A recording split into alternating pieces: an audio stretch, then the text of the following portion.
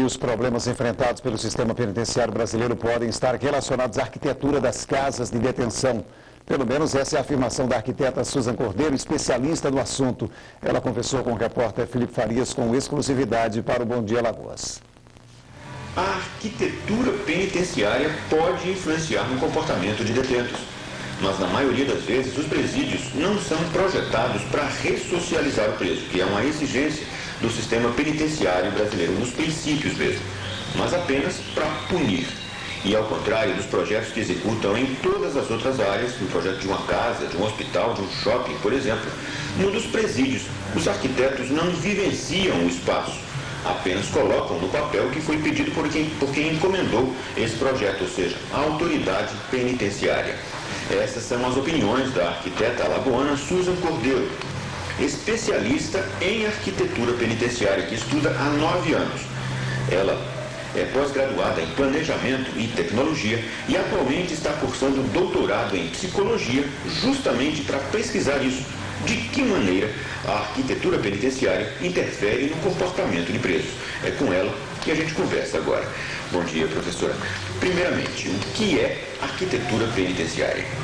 Bom, a arquitetura penitenciária ela é uma especialização que ainda não existe no Brasil. Existe em países da Europa, existe em países da América Latina como a Argentina.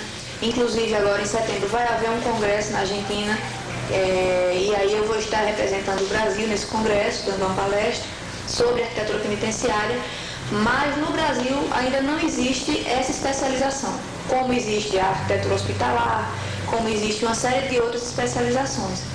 E ela é extremamente necessária porque é um espaço extremamente complexo de se projetar, principalmente porque o arquiteto ele não vivencia esse espaço.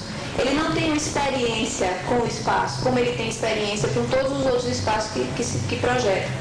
Então, a especialização nessa área de arquitetura penitenciária ela é necessária para que a gente faça projetos que contemplem as necessidades, né, da nossa sociedade, as necessidades de segurança, as necessidades de ressocialização do preso e que contemplem também a amenização da agressividade do comportamento do preso. A senhora diria que é nisso que pode estar a causa de todos esses problemas que estão sendo vivenciados no sistema penitenciário em todo o Brasil?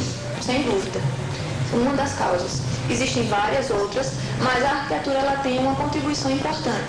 Por quê? Porque a arquitetura penitenciária ela não consegue evoluir, ela não consegue representar, ela não consegue atender a demanda da lei de execução penal, que é de punir e ressocializar. E por que ela não consegue? Porque a arquitetura, a evolução arquitetônica das penitenciárias, ela foi mínima. As penitenciárias elas reproduzem o que se fazia desde a Idade Média até hoje. O que pode mudar? De que forma a arquitetura pode contribuir para isso? Veja, a arquitetura, de uma maneira geral, ela funciona ordenando as ações do sujeito dentro do espaço. Então, quando você faz o projeto de uma casa, por exemplo, você diz nesse projeto e você constrói um espaço onde existe o espaço do indivíduo dormir, do indivíduo cozinhar, dele receber a visita, dele estudar ou trabalhar. Da mesma forma, isso acontece na arquitetura penitenciária. Então, só que a arquitetura penitenciária ela é extremamente complexa. Ela não é tão fácil quanto a arquitetura de uma residência, por exemplo. Ela tem um nível de complexidade muito grande. Né? Ela exige uma elaboração de fluxos, porque existem várias pessoas que estão vivenciando aquele espaço. Existe o preso, existe o fluxo dos agentes penitenciários, que em alguns momentos se confronta com o fluxo dos presos. Existe o fluxo das visitas, que em alguns momentos se confronta com o fluxo dos presos. E nesses confrontos são os pontos de fragilidade do sistema. Né?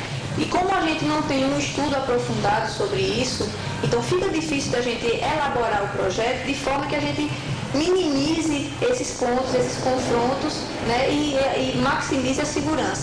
Agora, em setembro de 2005, saiu a resolução número 3, que foi feita pelo CNPCP, que era uma reformulação das diretrizes para a elaboração de projetos arquitetônicos de unidades penais.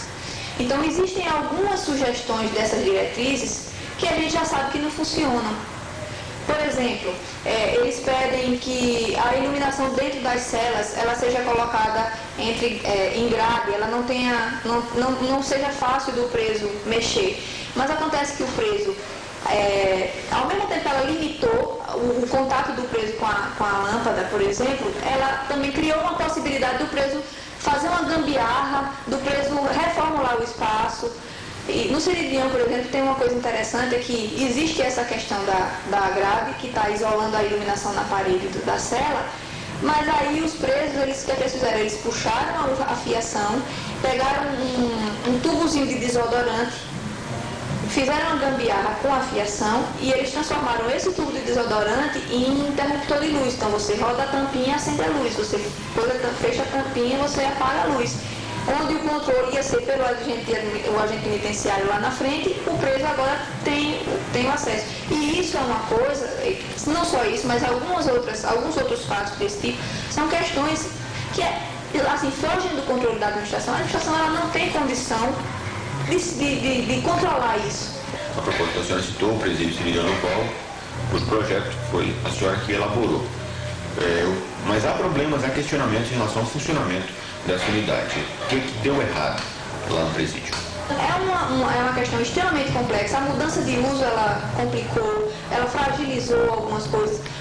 Da elaboração do projeto para a execução da obra, existe um longo caminho, existem várias modificações que são feitas sem anuência do arquiteto, com a construtora, com outros engenheiros, com a administração penitenciária que muda, secretários que mudam. Então existe uma série de modificações que vão fragilizando, e é por isso que é importante essa questão da especialização na arquitetura penitenciária. Tudo isso descaracterizou o projeto? Sim, descaracterizou.